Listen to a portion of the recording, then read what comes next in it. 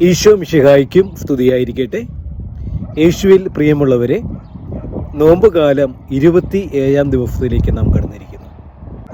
വിശ്വാസം എന്നത് കാണപ്പെടാത്തവ ഉണ്ടെന്നും പ്രത്യാശിക്കുന്നവ ലഭിക്കുമെന്നുമുള്ള ഉറപ്പാണ്.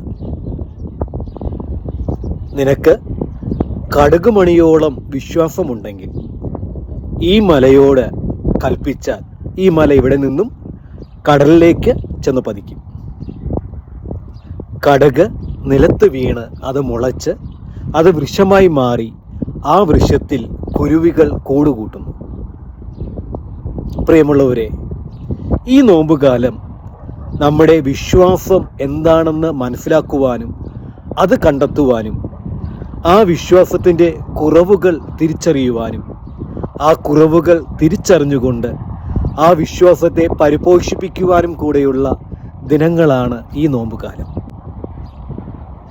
എന്താണ് കാണപ്പെടാത്തത്? നമ്മുടെ നഗ്നനേത്രങ്ങൾ കൊണ്ട് നമുക്ക് കാണാൻ സാധിക്കാത്തതാണ് കർത്താവായ ദൈവത്തിൻ്റെ വരപ്രസാദങ്ങൾ.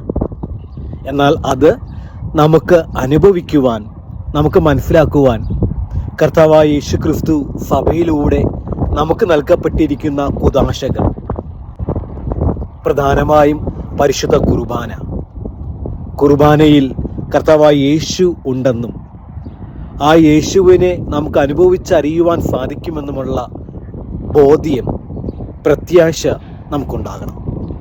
പ്രിയമുള്ളവരെ, ഈ നോമ്പുകാലത്തിൽ നമ്മുടെ വിശ്വാസം എന്താണെന്നും ആ വിശ്വാസത്തിൻ്റെ പ്രഖ്യാപനം എന്താണെന്നും മനസ്സിലാക്കുവാനും ആ വിശ്വാസത്തെ കൂടുതൽ പരിപോഷിപ്പിക്കുവാനും നമുക്ക് സാധിക്കട്ടെ. ഈ വിശ്വാസം നമ്മളിൽ വളരുന്നത് അനുഭവത്തിലൂടെയാണ്, ക്രിസ്തു അനുഭവത്തിലൂടെ. പഠിച്ചു പോകുന്നതല്ല.